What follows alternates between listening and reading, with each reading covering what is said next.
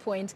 Now, the past few weeks have been awash with reports of a brewing bitter dispute between ODM leader Raila Odinga and Deputy President William Ruto, who claims Raila is leading a conspiracy to have him ejected from the Jubilee Party.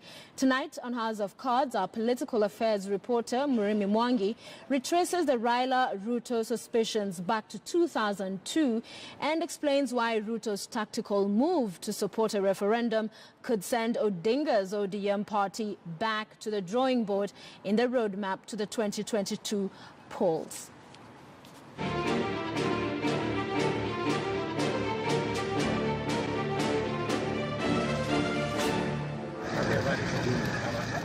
You could call him a hard campaigner or the shrewd political tactician of the time. I know what I'm doing, my friend. But less than a year into President Uhuru Kenyatta's final term, his deputy, William Ruto, it appears, has found his match.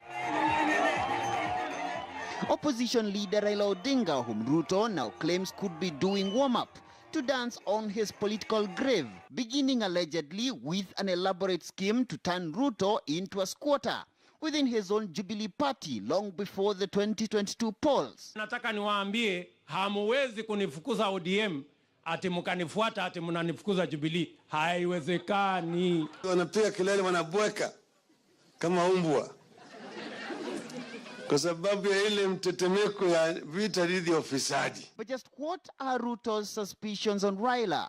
Well, analysts believe the two masters of shrewd and at times rough political maneuvers are separately repackaging themselves as the 2022 presidential frontrunners.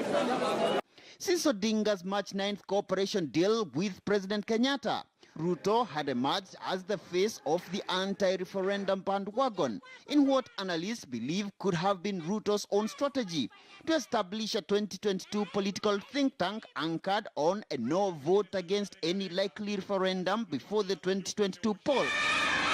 But that was only until Ruto's surprise weekend about turn on the referendum debates.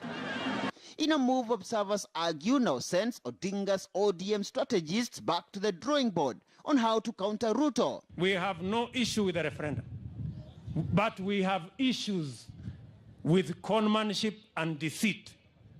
If you tell us that it was agreed in the handshake that there will be a mass referendum, that is not true. His outbursts are limited to his obsession with the 2022 elections. And I think in my very humble opinion, and in the goodness of this nation, and if God can hear us, he should give us any other president other than William Ruto.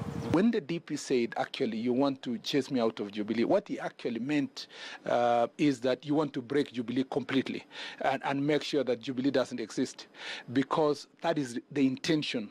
You know, like the Bible says, the thief comes to steal, kill, and destroy. We must warn our people. Come 2022, I think it is Raila or Ruto. They can't like each other, definitely. They want the same girl, and only one man can marry her. And she's a beautiful girl, as you can see. So there's no way they can be in love. But the Ruto-Raila suspicions are not new to the Kenyan political scene. Shortly after his tactical crossover to the Independence Party KANU and his subsequent accession to the post of Secretary General in 2002, Odinga documents in his memoir that Ruto, then as KANU's director of elections, strategically picked two rooms adjacent to Raila's KICC office and demolished the partition between them to get ample space to spy on Raila.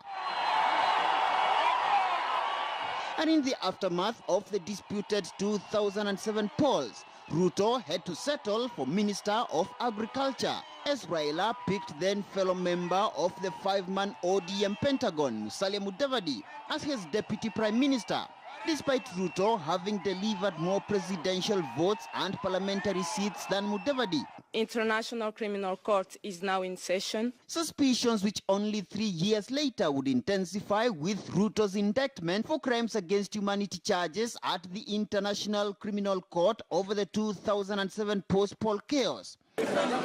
A bitter suspicion that now appears to have returned full swing with Odinga's March 9th cooperation deal with Ruto's boss, President Kenyatta. You remember we had President Uhuru Kenyatta tell Raila, nusu mkate hakuna, hata slice moja hakuna. But when appointment comes, you see guys from the ODM are the first to get the first cake. Is there anyone who has been dismissed from William's side and anybody from our side given any position in government? That's not true. And appointments in government are not taken as Raila's people, Uhuru's people, or Ruto's people.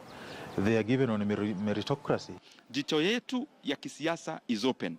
Sisi tukirala tunafuga jicho moja, ile ingine tumefugua. Na tunaambia Raila Odinga, there is no chance, there is no space for him to come and do what he does best.